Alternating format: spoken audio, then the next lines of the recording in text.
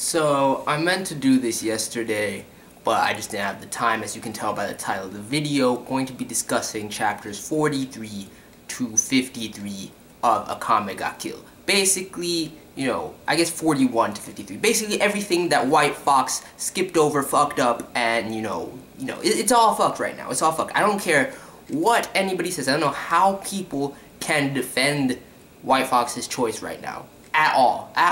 And I don't know how they can, be deluded enough to believe that there's any way they can fix it. They have to go the anime original route right now.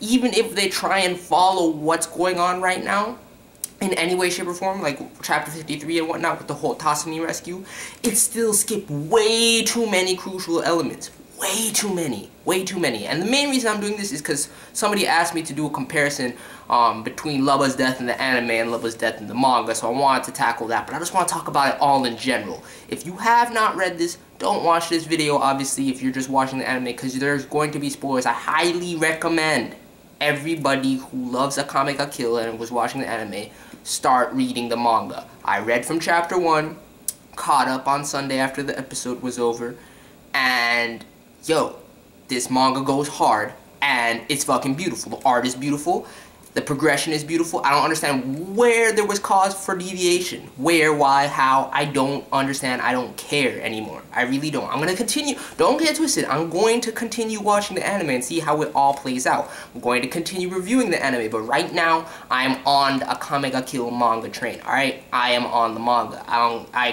I'm only invested in the manga. I really could care less how the anime pans out. I just want to see it because I already started watching. You see, you feel me? It was dope until episode 19. Episode 19 onward, washing my hands of it. I'm sorry. It's the truth. Now, where do I want to start with this? Basically, anybody that says that the arc that they skipped is, not important and that they can go back to it, how? First of all, too many crucial things happened for them to adapt it properly. They rushed it, they skipped it. I don't even want to keep comparing it to the anime, honestly. There's no point. Let's just deal with the manga. I'm going to be starting manga chapter reviews for this as well. I believe chapter 54 we're going to get this week, sometime later this week, so I'm hyped as fuck for that because shit is getting real right now. But let's start at the beginning with this. Basically, the Bolic assassination and the whole confrontation with Esdeath. Basically, the majority of Night Raid going in against Esdeath alone. First, yeah, of course, Wave and Run and everything, they're stopping them outside the cathedral and whatnot before they get in. And basically, only a handful of people make it inside. But eventually, it's everybody. I mean, everybody. It's dope. It was so fucking dope. It went hard.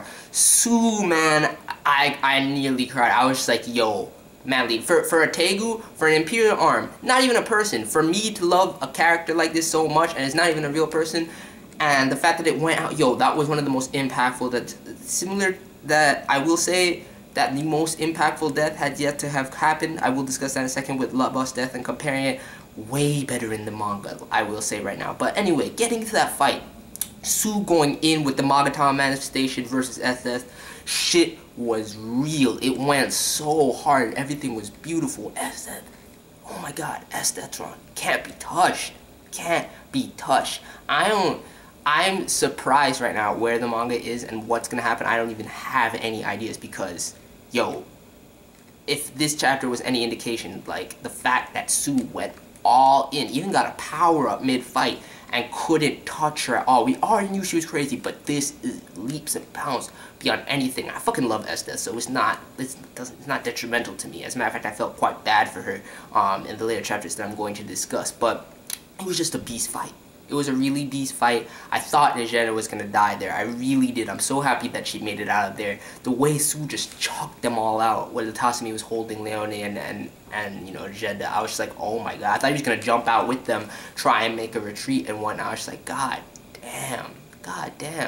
Bolic, Lubba didn't kill him, Lubba didn't kill him at all. It was all Akame, which, makes more sense to me, honestly. Makes more sense how he went out with that. I mean, it looked dope in the anime when Lubba fucking strung him up, but Akame went in. And that whole little fight, that whole scene, those, handful of chapters to kill despair and, onward, it was so fucking good. Next big thing that I want to get to that's completely not established at this point in the anime yet. Mine and Tatsumi, mine ex Tatsumi, the shit goes down, the shit happens, it's real, it's not, oh, we'll wait till the battle's over, and then blah blah blah. No, shit is happening right now. Right now, fuck the revolution ticket. They already got together. They're already a couple. Mine couldn't take it. They started going on little solo missions. Mine wanted to keep Tatsumi to herself. Started going on little missions together by themselves and whatnot. Everybody was joking around with them like we did see in the anime. But yo, she confesses her feelings, makes it clear. Tatsumi reciprocates it, and you see them growing. It's so fucking kawaii, man. Seeing them grow closer and closer. I love when fucking mangaka go legit with the relationship and don't tease us for shit just to not come to fruition. I mean, if mine goes out, like with what's going on right now, which I will say, that will fucking devastate me right now after getting this development, but nonetheless, nobody's safe if Akame got killed, so I can't say that she won't. But I just love that development. I really like it, the teasing with Leone, and how it impacted Esdeath. Yo, I felt actually really bad for Esdeath, despite how sadistic, twisted, how anything you hate you want to throw on Esdeath. I love Esdeath. And when you saw her face in that panel, when Tatsumi's like, I have a girlfriend, and she was just completely shocked, I was like, oh, damn. And I knew she would go from, you know, I knew she would go down that path of, if I can't have you, nobody can. Like, fuck it, I'll be the one to take you up on my own hands. And it really sets up the execution much more nicely than how it's being played out in the anime right now. I don't like it. I don't like it. I digress. I gotta stop going back and forth between the anime. But, yo, the Mine X Tatsumi shit is real. It's beautiful. I love it. Alright? Secondly, let's get into the whole Lubba issue right now, because Lubba was one of my favorite characters and Akame got killed. The way he went out in the anime, I'm not gonna lie, that shit was beast. Taking Shura out with him, descending from the sky only to get speared like by 20 spears in his stomach, yo, that shit was hard. That was a brutal death. I like the way they did that. But his death in that manga was so much more impactful, developed his character so much more. And I liked it so much more. It was just better. It was so much fucking better. It hit me, man. The feels. I was about on the brink of tears when I read it in the manga, even though I knew it was gonna happen. Just seeing how it happened differently. I fucking liked the Wild Hunt arc and shit like that. I don't know what people are talking about, how they're fodder and whatnot. Yeah, for the majority of them, they are fodder, but there's always that one member out of any group, just like before Rakshasa Demons, the one, Susanoo, was the only one that was good. In the Wild Hunt, the swordsman, whatever his name is, I forget his name. He's not fodder. He's a beast. Plus, if it wasn't even a legit fight between him and Lubba, it was not in any sense. Lubba went through torture. Torture, yo. Serious torture. Crushed one of his testicles. My boy Lubba, oh my god, when I saw that, I was like, god damn, son.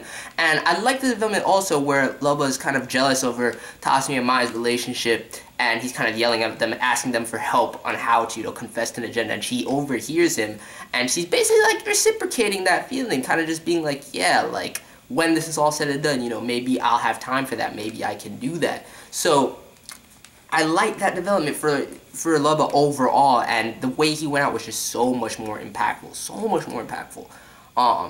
Just having him sliced in half after he was trying to escape using Shura's teleportation gets him set up in the wrong spot. I love how he easily took out Shura and how he didn't, yo, snitches get stitches, yo, snitches get snitches. Lubba didn't say shit.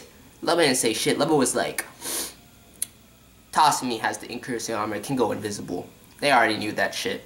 Akame doesn't know how to use her Tegu's secret ability. Doesn't matter. Really doesn't matter. And then he's just like, but I'm actually not telling you shit that you don't already know. And I'm not gonna give you shit because Night Raid sticks together. Fuck you. Strings him up. Shura down. Fuck Shura. And still, he tried to escape. He tried his best. He went hard to the very end. He remained loyal to the very end. Fucking Lubba for the win, yo. God damn, rest in peace. Both ways. Both anime and manga death. Rest in peace, man. I loved you. You were amazing. And there was nothing he could have done. Regardless if as you see this last Wild Hunt member as fodder or not, he looks like he goes into me. From everything he's done, slicing up people, giving his little Tego blood and whatnot to drink. I don't know how his blade works exactly, but, yo, he goes in. And anyway, there was nothing Lubba could do. He baited him with Shura's Tegu. He thought that, oh, if he won't slice this, they're too pressed him. He doesn't know this man's mentality. Anybody else would be like, oh, fuck, not the Tegu, and backed off. Secondly, he's running limp and shit with one testicle crushed, having gone through all kinds of torture and whatnot. Yo, what the fuck you think is happening? You saw when he was running, he's like, goddamn, feeling the pain and shit. Yo, you try running with one testicle. You try.